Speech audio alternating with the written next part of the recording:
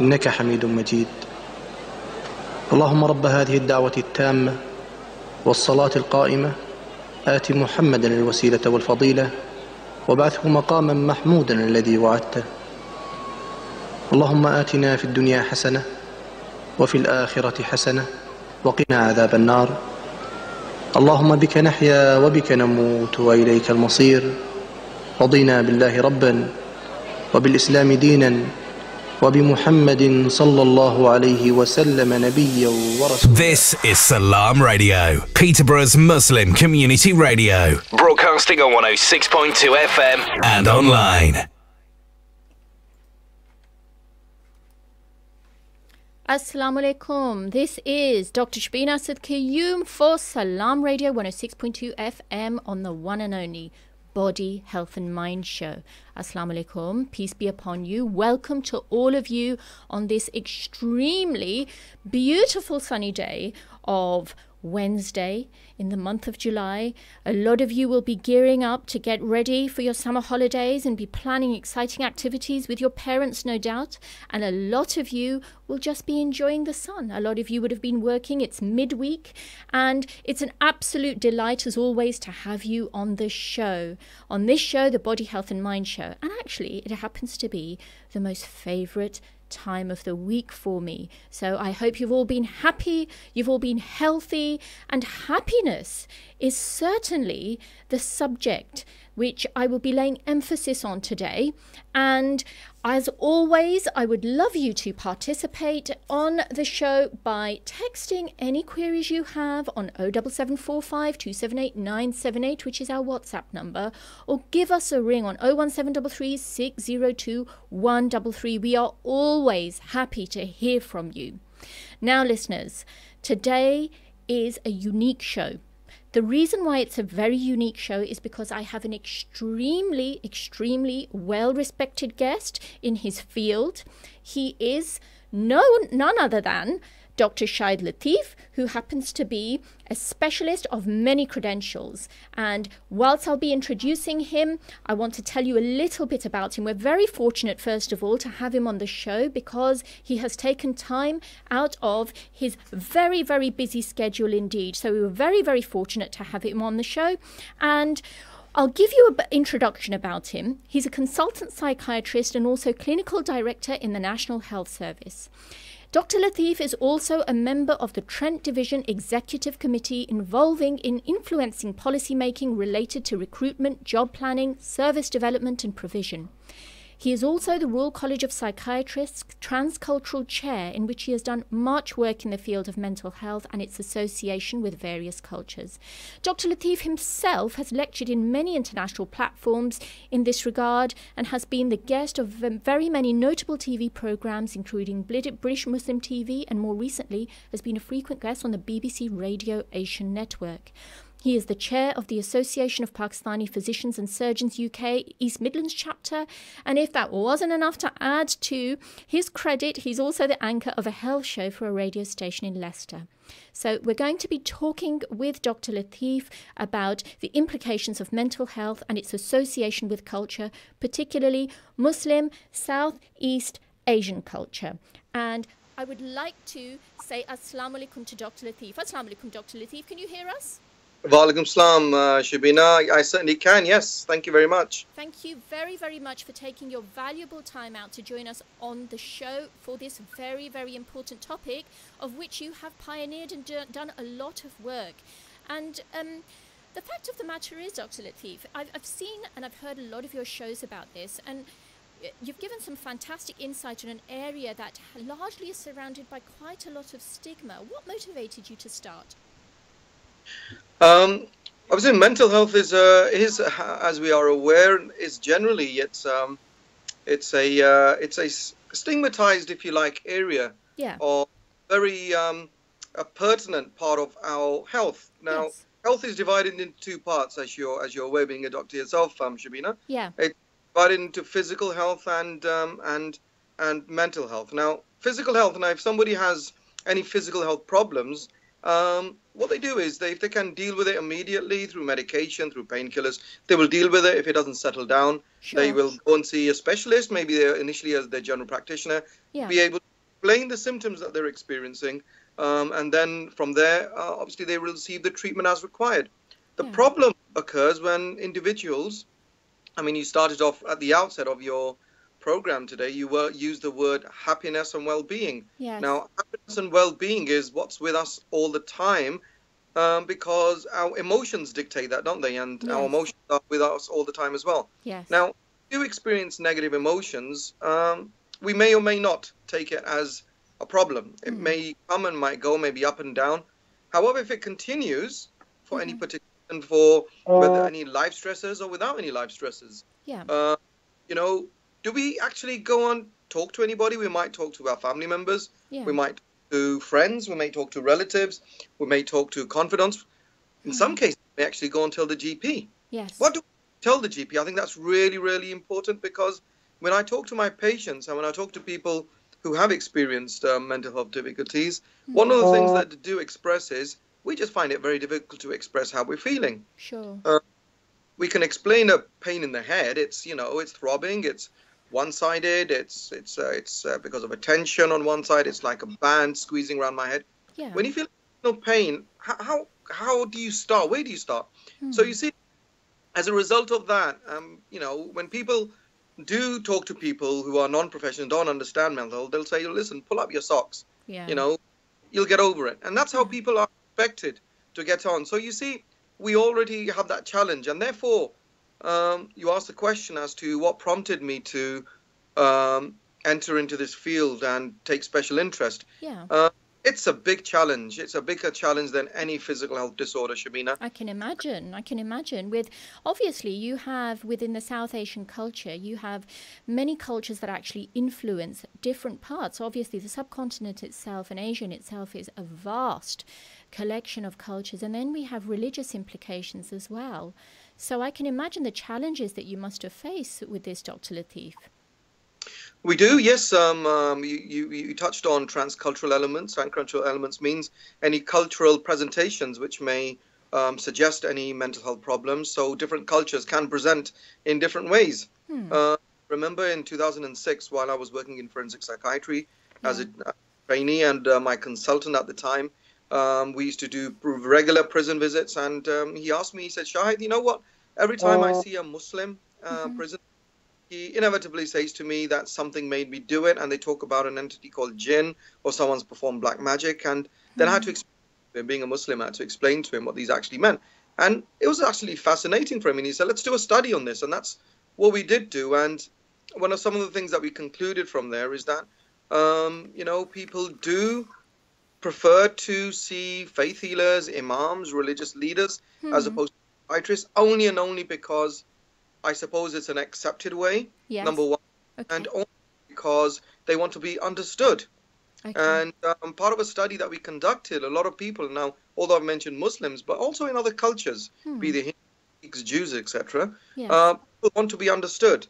You see, the first point of dealing with something is being understood. So that goes down to us as professionals as well. How much effort have we made in order to attempt to understand people's mental health, emotional difficulties? Of course. And I think that that's a very pertinent point you bring up there, Dr. Latif, because the actual element of going to faith healers, etc., and the actual fact that you've done a study on this does bring up the pertinent areas that are reflective and also learning points for health professionals like primary care gateway keepers, like GPs. And obviously, other people in other specialities in which mental health does have a lot of relevance. So it's, I think, the thing that's actually struck out about your statement there regarding a professional colleague who approached you regarding this, bringing to the forefront that people come to them, or GPs such as myself, and say that, oh, you know, so-and-so has mental health issues, or is depressed, or has been possessed by a jinn, or somebody has done some type of magic on it. Such studies then provide I would say, paths, don't they, to be able to develop some type of strategy as how you can approach these issues. So have you decided, or your work, has it brought about any type of sort of treatment pathways or management pathways in terms of counselling, for example, or working with interfaith institutions on how this could be better addressed in the community? I think the first thing, Sonia, you're absolutely right. The first thing which is really pertinent to form of doctor-patient relationship is what we call the therapeutic relationship. Sure. And until you don't have that therapeutic relationship, you cannot, especially in mental health, I mean, you cannot just ask a patient to take an antidepressant or take any forms of medication and ask them to get better without you having developed, number one, having understood the patient's selves and where they are coming from, and above all, the ability to get the patient to open up. So this very entity that you're talking about is, when we're talking about faith and when we're talking about involvement of other treatment modalities, if you like, we have to first get the patient on board. That's really, really important. And one thing that we must not do, or we fail in doing, is dismiss the other person's view of how they're feeling or why they're feeling that. So if an individual does say that they feel that they're possessed or someone's performed black magic, the last thing I would say to them is to negate that and say, you know what, purely a mental health problem, forget that. So you've already broken down a therapeutic relationship if you start on that. In my experience, I think very sensible, and I'm going to use the word sensible as a quote, sensible religious leaders, imams, scholars, I think have a role to play. And the reason why they have a role to play is because they are the ones who engage with the mass. Yes. They are the ones who engage with the public at that level. So if you don't have them on board, then you've already started off at a premise where it won't work. So first things first, engage with the patient, understand what they're saying, see where they're coming from. In mental health, when we talk about treatment modalities, we have a three-pronged approach model, as we call it. Sure. It's called the biopsychosocial.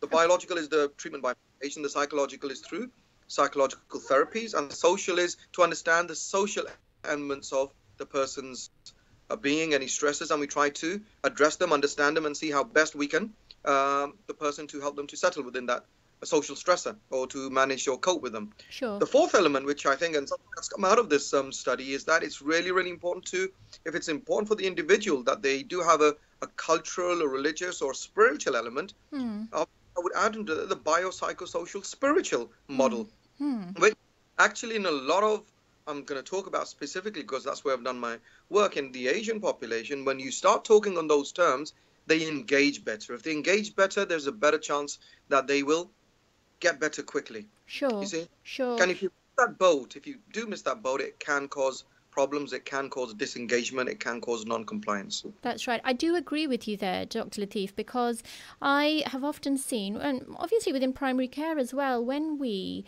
assess patients, there are quite a few parameters that we have to go through, and assessing a patient who comes to you as what is thought to be initial depression isn't really, we can't do justice to a patient within that 10-minute appointment slot. It's about obviously a very holistic approach. You have to look at various aspects. The biopsychosocial element that you refer to, I think, is essentially very important because it tells us how much motivation is within a patient themselves to and what they're already undertaking. How much motivation do they have? How much energy do they have? Again, one of those PHQ-9 scores that we follow actually has specific questions as to how much pleasure a person has in doing things over the last 2 weeks in context to a person presenting with depression.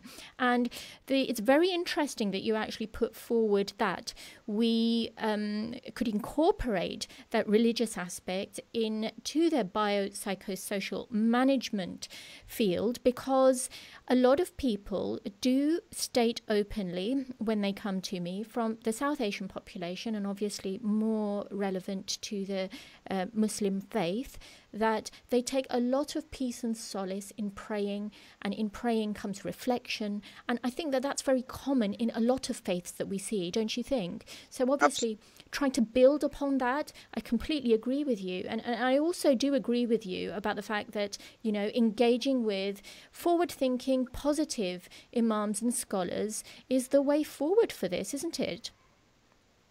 Absolutely, absolutely, Shabina, you're spot on. The only contrary to that is I think we need to also keep in mind people who can or may take advantage of vulnerable people, vulnerable individuals who are going through. And I think it's that part of it can be a menace to society when people out of businesses out to make money out of who are vulnerable, people who are dependent, people who are going through difficulties in their lives. Obviously, there's good and bad people out there, and people make advantage, and it's really, really important to tease that one out. But there are also, as you've mentioned, and as we've experienced, there's also very sensible people out there who want to help. You know, in Leicester itself, we did work some with a couple of very good Islamic scholars, and many of them have said that, you know, almost when majority of the patients who come to them, it's and they talk about certain entities or being possessed or black magic, and they say, you know, inevitably most of them, there is always an underlying stressor or mental health difficulty going on, and they always suggest to them that they go and see their GP. Which is great. Which is great, and that coming from an imam, that coming from a religious leader or scholar is very powerful. It's extremely powerful. Yes, I can imagine it is. And I was just going to sort of verge off on a tangent, Dr. Latif, because I scroll quite a lot on social media. And yesterday I came across a video. It was known as the exorcism of a girl in Germany known as Anneliese, and it was quite famous. And she was subject to, in her lifetime, something like 28 exorcisms until she actually died, because nobody really identified the fact that she was part or she was subject to a mental health illness, and everybody put the finger on the fact that she was possessed. There were various priests that came and subjected her to these very, I would say, vicious and violent exorcisms, and she died as a result. And this was back in, I think it was the 1930s or 1940s. And I couldn't help, I was thinking about this show, obviously, and I wanted to bring it on to make people aware of the dangers, and also, obviously, being here, we are a radio station that promotes the positive ethos of Islam, and we seek to educate the community as well. And I would say that there's no point in having these shows if we can't be a little bit more straightforward and blunt. And the actual fact that you brought in the aspect of people making business out of it, would I be correct in saying that these are those people that, say, sell talisman or what you would call taweez in Urdu for the sake of curing a person of a mental health ailment? Am I correct in saying that that is what we would be referring to? Yes, you're absolutely right. And we don't know what's in these elements. We don't know. Sometimes they may put something in a piece of paper, some powder, and ask individuals to eat or drink these things. We don't know what's in them, and it's dangerous. Not only from a from a physical perspective, but it's also damaging for the mental health perspective. From a mental health perspective, financial perspective, and it's basically what you're doing is basically taking advantage of the very vulnerable in our society. You can also go on local TVs, and look at something very similar to what you just highlighted, where people ask people to do certain things. Now, I've observed on certain TV channels where you get certain people as peers or imams, and they come on TV and they talk about things like, can you tell me the age of your father? So, no, what's your height? Things like that. And they sort of make out it's like a tarot card, and they predict that, you know, better. I mean, something that is extremely non-scientific and far-flung from the religion of Islam I'm talking about specifically here. Sure. So these are people who are eager, who are desperate, but we need to understand those who take advantage of certain people. And our role, again, is not only to tease that out, but also to give these people an alternative and say that, you know what, yes, your religion is very important to you, and this is the aspect you can utilize as far as your religion is concerned, but obviously that's not our area. Yes. But in a mental health perspective, from a medical perspective, these elements are scientifically known to help individuals, you see. Yes, of course. And I completely echo your sentiments there. And if you've just joined in and tuned into the Body, Health and Mind show on Salaam Radio 106.2 FM, I have a very, very special guest on the show, consultant psychiatrist Dr. Shahid Latif, and we are talking about transcultural mental health. And Dr. Latif, I have actually a comment here on the Facebook Live video from a Mrs. Safura Houghton, who says that mental health is a very serious topic and depression needs to be taken more seriously by the Asian communities. It's not enough for Islamic scholars and Muslim doctors to advise patients to pray, regardless of how much solace patients find in prayer. We don't take mental health as seriously as we do other physical health conditions. It's patronizing for an individual to be told to pray more to help themselves. And this is coming from a sister who is actually listening to the show. And I do thank you, Sister Safura, for putting that comment forward, because this is possibly one of the most fascinating shows that I've had the opportunity to do. And I can't tell you how much that I've been waiting to do this, Dr. Latif. So having your contribution and having your work on board is absolutely invaluable, because I can see that we can move mountains with this type of work. I really can. And coming back to my next question, before I go on to that, any of you that would like to participate in the show, just text and WhatsApp on 07745 278 978. Feel free to please call us on 01733 602 133, or alternatively you can send us a question on Facebook Live. Now, one element I wanted to speak about, Dr. Latif, and I'm going to be going down to the real nitty-gritty. Obviously, it is not pertainable to any one individual, so please, listeners, put in mind that we're not targeting a particular individual, but we are just trying to address some issues that are identified. And I'd like your expertise on this, Dr. Latif. Do you think that the combined family system in South Asian cultures or Asian cultures do lead to a greater risk of mental health problems? And what risk factors, through your work, have you identified in this population of people? And could you share this with our listeners? Are there any particular risk factors in this population area?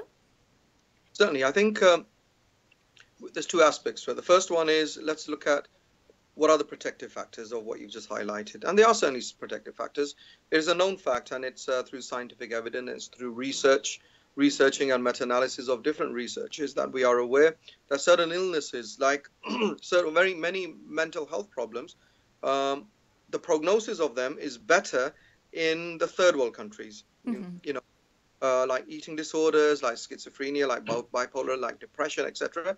And the reason why that, when they honed down into what the reasons were, is because the prognosis was better because there was more family support. Sure. And in this part of the world, we have, when individuals who have had contact, who have an experience of mental health teams, they are aware that they may have social workers, they'll have care coordinators in the form of occupational therapists or community psychiatric nurses, mm-hmm. and they'll have psychologists, they'll have the psychiatrists. So they have a bit of a family of professionals who will be managing their care.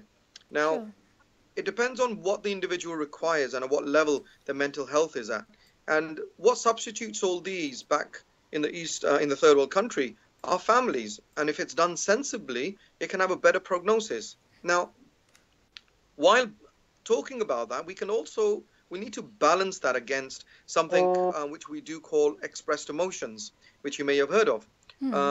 Expressed emotions are basically the inability to not know where to draw the boundaries between the person who is experiencing the mental problems as to how much to say to them and how much space to give them. Sure. If it's too much, then it can be what we call high expressed emotions. Okay. And that can lead to an emotional state which can worsen the existing or the pre-existing mental health problem. That is a well-known factor in schizophrenia, where people who do experience high expressed emotions, their symptoms of psychosis can worsen. So you see, if you note, there is a very fine balance between support, which is good, mm-hmm. and not very good, where support is too much.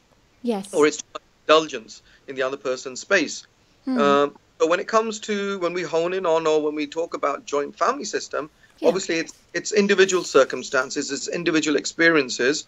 We know for a fact, and in the UK, majority of the houses are very small. Sure. That's the way it's built here. You may have a 3 or 4 bedroom house, 2-bedroom house, apartment, and if you do have a joint family system within that house, everyone's going to be overcrowded. There's 1 or 2 toilets.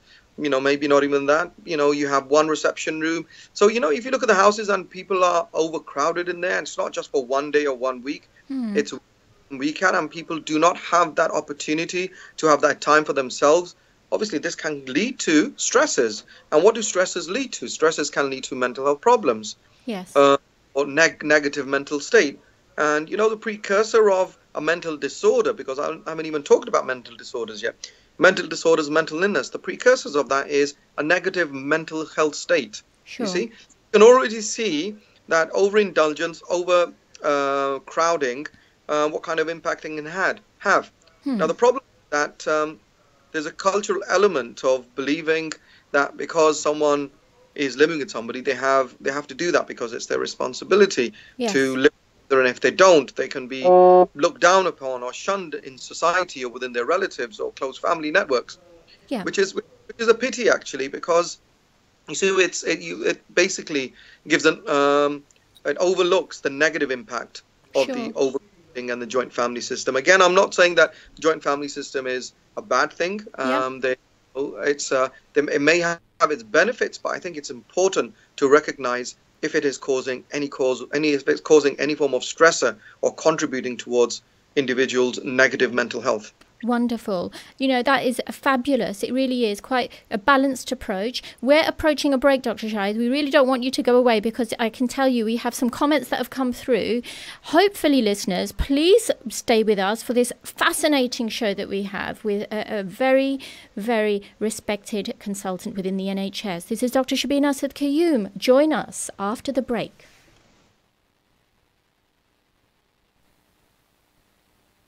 Stay tuned to Salaam Radio after this short ad break. I've just come out of Penny Appeal's orphans accommodation. Brothers and sisters, they've got a kitchen where they're getting fresh food cooked and served to them. They've got foster mothers looking after them. These are how orphans should be looked after. Sponsor an orphan for pennies a day. Call 03000 11 11 11 or visit the website pennyappeal.org. Remember, small change, big difference.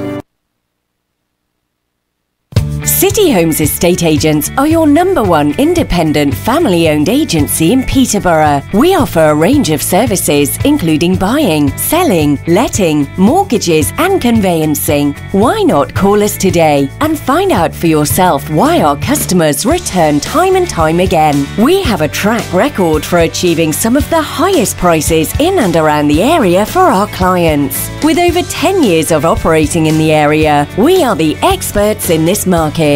Put us to the test today by calling 01733 348 677 and quote discount code RADIO for our exclusive rates for this promotion. City Homes, bringing people together for over 10 years.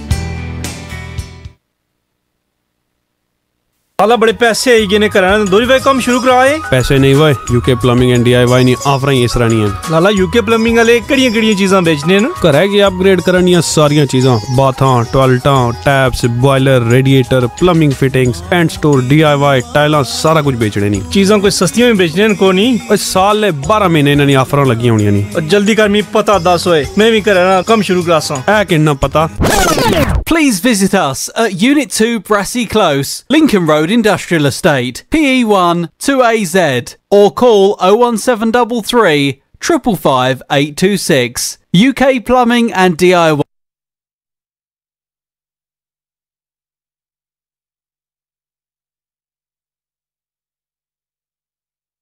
Affordable, clean and dry home for your belongings. We have security systems in place which are monitored 24 hours a day, ensuring that your items are safe. With a simple monthly payment, Ivet Self-Storage provides secure and tailored facilities to meet your specific requirements, whether short or long term. We offer the best prices and longest opening hours in Peterborough. For more information, please call on 01733 306 456 or visit us at Ivet Way, Westwood.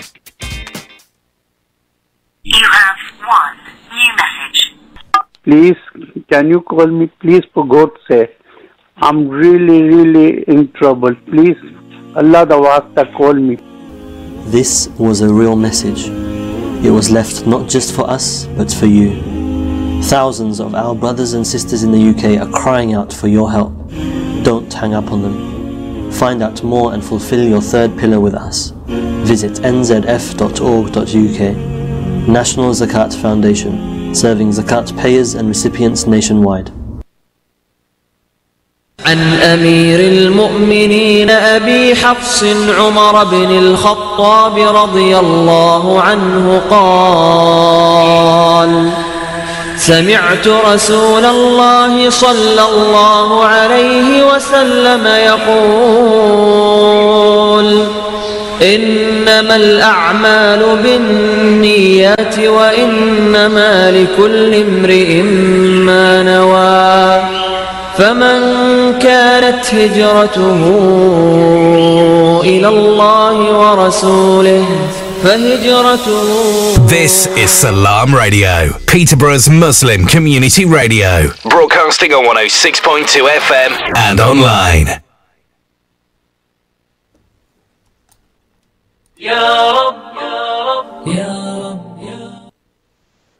Welcome back. Assalamu alaikum. This is Dr. Shbina Asad Kayoum for Salaam Radio 106.2 FM in Peterborough. Now, we have had such a wonderful show. We have very special guest on the show that I've managed to, who's given a lot of his valuable time today for us. I hope you're not getting too tired, Dr. Latif. No, thank you. It's extremely valuable. I can tell you right now that we have so much input, and I'm going to read out the messages of some of the people that have been watching this show on this very, very important topic on mental health, predominantly in the South Asian population, and that to the Muslim population. Again, would appreciate your participation. You can text and WhatsApp on 07745 278 978 or ring us on the studio telephone number on the Peterborough code 01733 602 133. And just to read out a few of the comments, Dr. Latif, we have a sister, Bushra Gulfraz, who has written to us, Assalamu alaikum. Many people in the Asian community, in particular Muslims, tell the mentally ill they should pray Salah and read Quran, which is fine, but medical treatment is necessary too. She says that she has a degree in psychology and has a mental illness and a MPO, and she's given the name of a website, muslimmentalaid.org, and she said, finally, the current NHS need lots of work from a cultural perspective, which is why I applaud your radio station and Dr. Shaib's input. Thank you very much for that, Sister Bushra. That is absolutely wonderful. So that just highlights how much it's actually needed within the community, Dr. Latif. And I've got a question here from a sister, if that's okay with you. Her name's Sister Safura Houghton, and she has asked, please can you also discuss the challenges faced by women suffering from postnatal depression, who are often told to just get on with their lives, or made to feel by most of the community that postnatal depression does not exist. And before we have the privilege of Dr. Latif answering question, thank you very much for that, Sister Safura. And I will put my hands up and say that I suffered from postnatal depression when I had my first child, and I put it down to the fact that nobody tells you how to do it. I was supported, it was identified early, and did I go down the path of medical help? Yes, I did, and that's why I'm sat here in front of you today.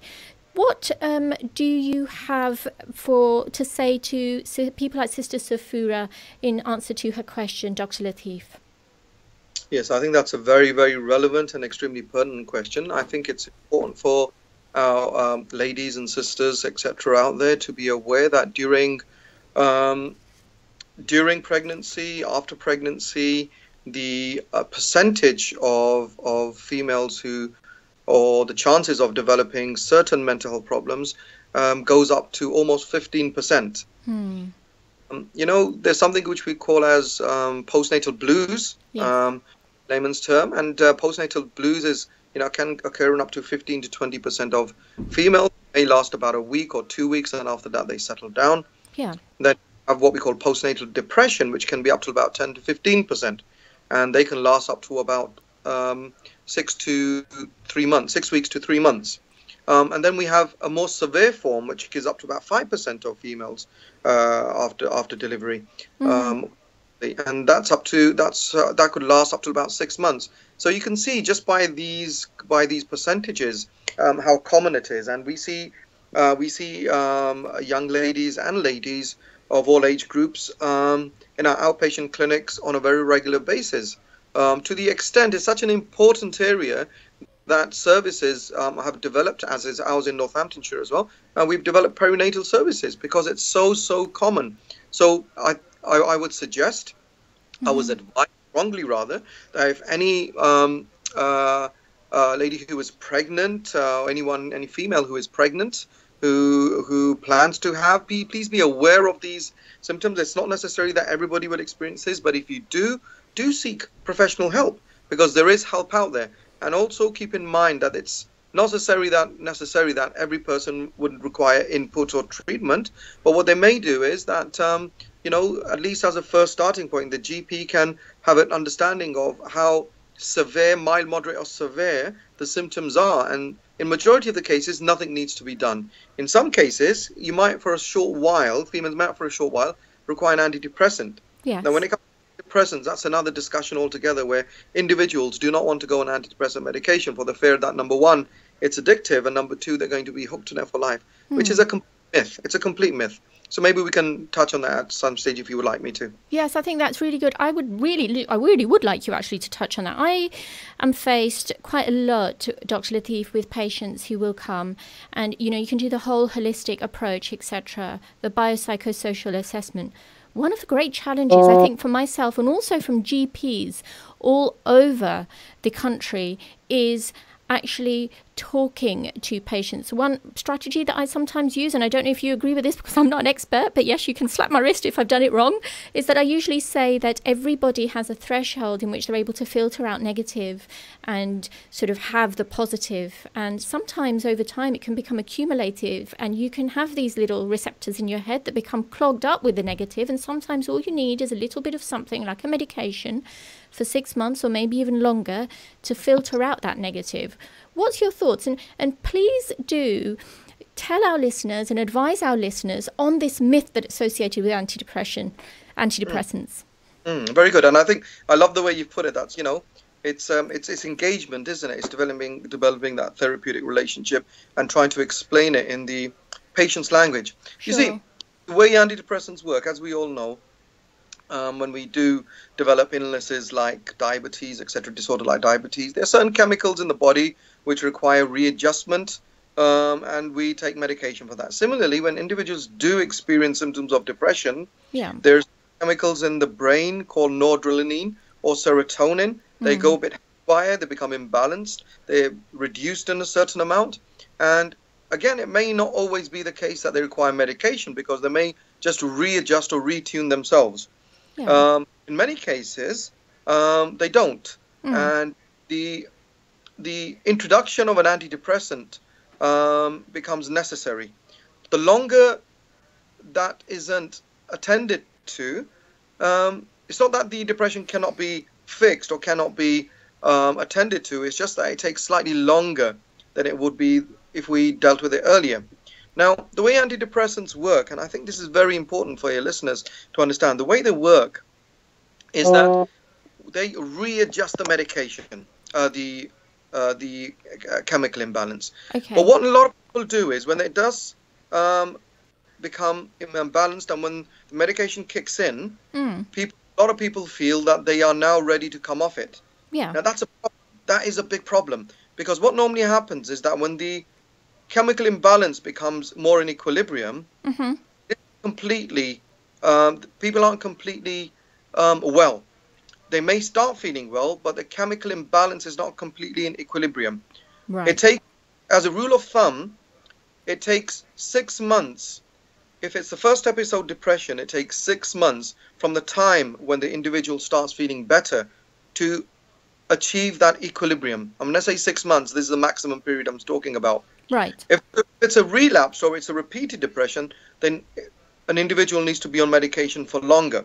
The problem is that when individuals come off medication too quickly, the chemicals going back into the imbalanced state. And what individuals feel is that, you know what, because I went on the antidepressant and now because I'm hooked onto it and dependent on it, therefore I'm going to be depressed unless I take the medication.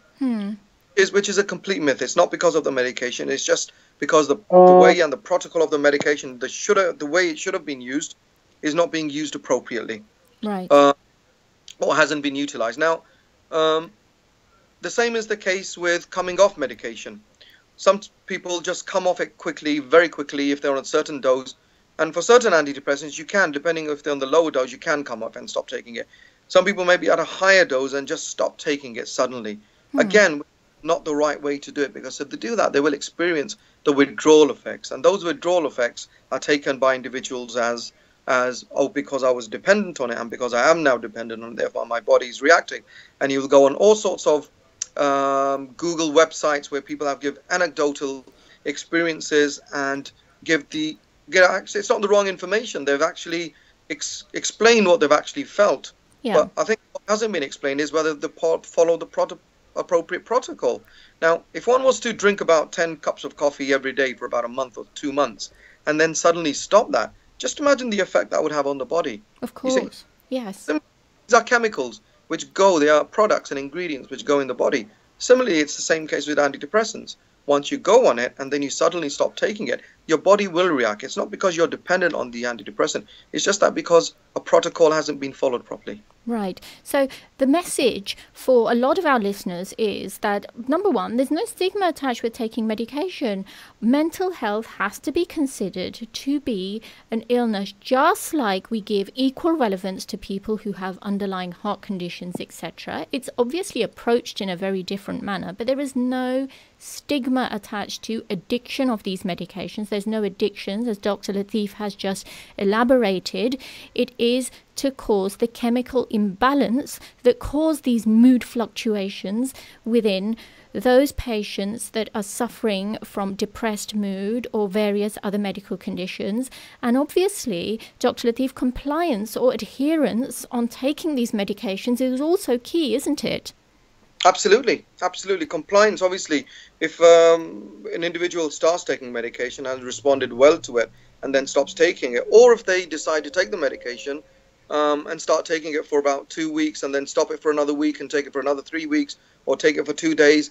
You see, the way antidepressants work is they're very different. They're not a bit like painkillers. It's not that you've got a headache and you take the medication and, it goes away. The antidepressants, the way they work, they have to build up in the system what we call a steady state. So they have to steady state, and it could take anything from 3 to 6 weeks to reach the appropriate, depending on what type of antidepressant you're on.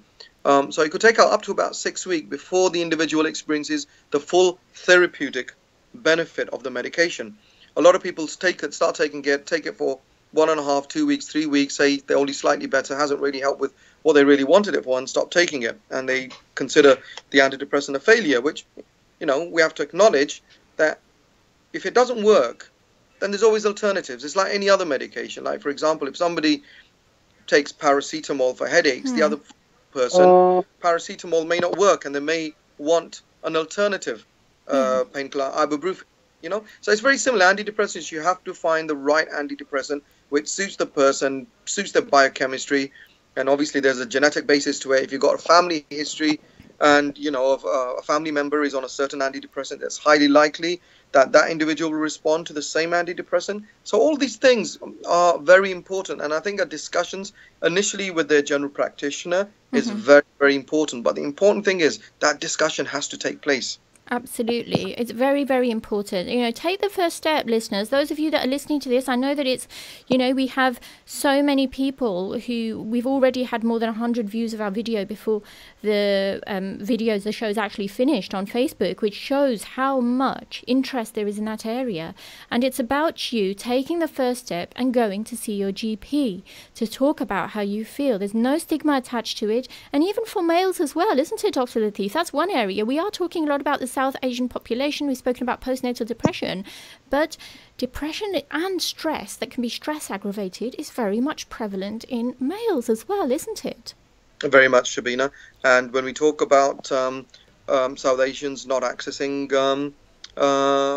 general practitioners or services, I think it's not just in the Asian males, but also in males in general, with even indigenous population, where males are just not good at not just mental health problems, but also physical health problems. The males are just not good at accessing health services.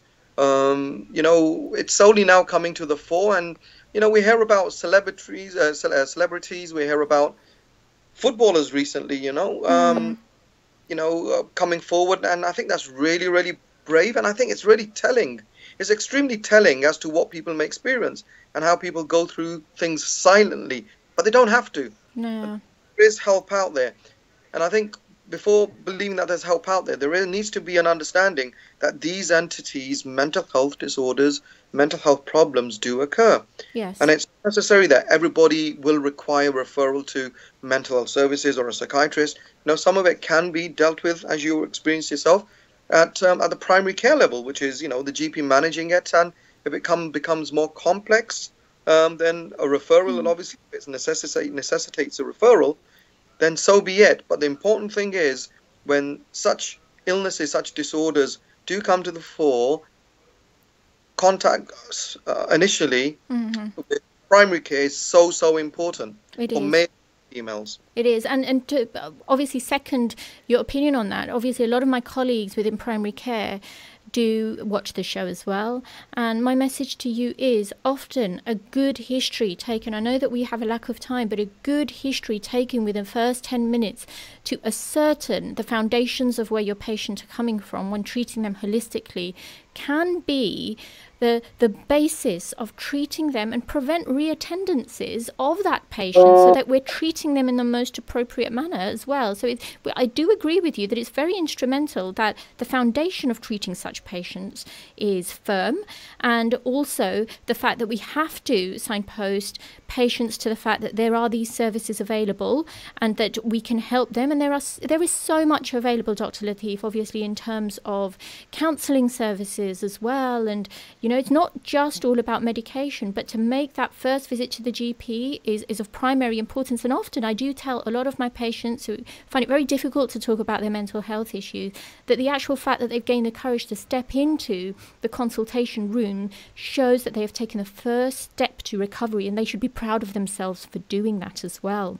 And Dr. Latif, the other thing that I would like to say is that often within the South Asian population and within the Muslim community as well, I often find that a good approach is empowering people to be able to not take matters into their own hand, but to take responsibility of care of themselves and their loved ones around them. My question to you was that could you give our listeners a simple overview of the ways that they could identify that a loved one is suffering from a mental health condition? I know it's quite a big area to cover, and obviously how do they take those first steps to take them along to the doctor? And what signs and symptoms could one look out for? And say this could be somebody, say your average 50-year-old who might have multiple comorbidities like diabetes, which again is a trigger factor for mental health illness. How could they identify, a loved one could identify somebody suffering from a low mood? Low mood or depression, as we call it, comes with a constellation of symptoms. Now, one thing that we need to be very clear of, and I think all of us are victims to this, where when we do read about symptoms or do hear symptoms, we say, oh, that's us, we experience these. We all do. We all experience these different forms of symptoms on a daily basis, be they physical health, be they psychological symptoms. Now, specifically in depression, it's really important, the symptoms that I'm going to go through, it's important that those symptoms don't come and go, they are consistent. Not only consistent, but they're there for a certain number of weeks. And also, they start having an impact. This is important, that they start having an impact on the individual's day-to-day functioning. Right. That's really. Now, what are these symptoms? The core features of symptoms of depression are low mood, tiredness, and loss of interest in things that the person previously enjoyed. Okay. It's not interest, it's loss of interest of things that the person previously enjoyed. These are the core features of depression. Now, if this may come about, I may have a bad day, wake up from wrong side of the bed, and I might not be feeling great, I might be feeling tired, and I may not feel like doing the things which I normally do. For example, if I, enjoy reading a book, in the morning I may wake up, have a groggy mood, and I may have all these features, not feel like reading, feeling tired, and feeling not fantastic, having a bit of a negative mood. That's not depression. That feeling needs to be there consistently. Not only does it need to be there consistently, it needs to have an impact on my other life. That is relationship with family, outside work, school, etc. Yeah. Now, that's these three core symptoms. There are other symptoms which we call biological symptoms of depression. Now, along with these three symptoms, if an individual also is experiencing problems with their sleep, appetite, energy levels, concentration, motivation, self-esteem, libido, along coupled with thoughts of hopelessness, pessimism, worthlessness, and at the extreme end, thoughts of not wanting to live, not necessarily wanting to do anything, but that very thought of saying, questioning whether life is really worth living, whether there is intent or any plan to end it or not, but just having that very thought, something which we call passive thoughts as opposed to active thoughts with intent. Sure. Now, if these are present, even half of these symptoms are present, and they're present on a consistent basis, then I would very much ask family members to proactively encourage the patient or the family member to see a starting point, a general practitioner. Sure. That would be very, very important. But these are just the symptoms of depression that we've spoken about. There are other symptoms which are very, very common, which people experience, and those are symptoms like anxiety disorders, where there's persistent and consistent agitation, feeling on the edge, palpitations, shakes and sweats, feeling agitated, hypervigilant, feeling aroused, and it may be due to or not due to any environmental stresses like going out of the house, talking to people, lacking confidence in these things, being stuck inside, being in crowded places. These are symptoms. These are constellation of symptoms which we refer to as the anxiety disorder, which also requires input. There's medication for it, and more than medication, there's psychological therapy for it as well. Sure. That's so wonderful to actually have that, because I think I've had a question from one of our regular listeners, known as Brother Amin Qasir from Saudi Arabia, all the way from Saudi Arabia, and he listens in regularly to the show, and that was one of his questions as well. So you've answered it wonderfully. And as Dr. Latif says, listeners, it's very important to have a look that you have physical symptoms and you can have the mental symptoms as well. Obviously not feeling pleasure in doing things previously, and lack of appetite, lack of sleep. These are small things. If you have a loved one who's all of a sudden seem to have changed in their daily routine, those are the things that can really sort of signpost you to the fact that somebody may be suffering from an illness. So do give time to them to sit down and talk to them as well. And before we close the show, Dr. Latif, with your wonderful work, and I can't finish the show without asking you, where do you aim to take this work? What changes do you hope to see, hopefully within the United Kingdom and even beyond, as a result of your transcultural work that you're doing with the Royal College? Yeah. We have already started workshops in Leicester, that is, because obviously I'm based in Leicester. But since becoming the chair of the Royal College of Psychiatrists Transcultural Division, what we've done is I've developed an executive committee from various psychiatrists, psychologists, public health workers, social workers from around the country, going right the way up to north of Yorkshire, going right the way down south of London, etc., and west and east as well. And what we're doing is we are aiming to have conferences and workshops and lectures in these areas where we can attempt to get people who are interested in these areas, and these may be nurses, there may be social workers, there may be service users, patients, who can have direct, and that could be very powerful. And basically going out to the community and accessing and giving education, what we call psychoeducation, to individuals and getting them to understand, number one, what mental health is and what can go wrong with it, and number two, what the cultural elements of that can be. So that's on a national level. Okay. We are going to be having an annual conference at the Royal College of Psychiatrists at the beginning of next year. But we're also starting to do some work internationally with SARC is one of them. SARC is the South Asian Regional Corporation, where they have their mental health division. And we're starting work with them on a transcultural level, and also with the World Psychiatric Association, which the current chair is based in South Asia at the moment. And we're starting to do some transcultural work with them. So yes, we are going to be working on an international level as well and bringing work here locally and there as well. Wonderful. Dr. Lateef, I just would really like to thank you for all of this. I am definitely, you've left me intrigued, honestly. I've come positive out of this show, and I certainly will be following your activities and hopefully gaining some insight from my own learning experience to try and enrich the community. So I really would, on behalf of the listeners, on behalf of Salaam Radio, on behalf of Peterborough and beyond, and anybody who's been participating, thank you so much for your valuable time. My pleasure, Shabina. Thank you very much for having me on. Thank you. Thank you. Hopefully we'll get you on in the future sometime too. Thank you very much. Thank you, Dr. Lateef. Assalamu alaikum. Assalamu alaikum.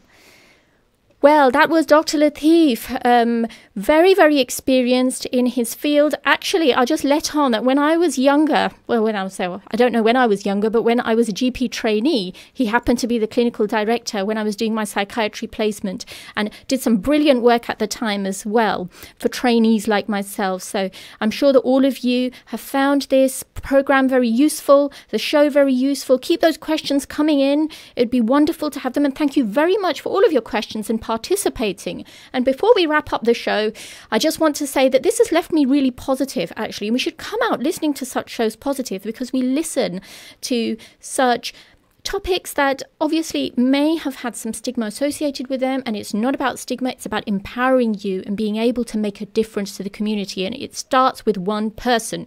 Now I'm going to give a shout out and dedicate my show to some children who I saw over the weekend. Wonderful children. They are Maham, Iman, Hiba, Hamza, Shahir, Zara, Umar, Lina, Ghazwan, Sehban and Hadia.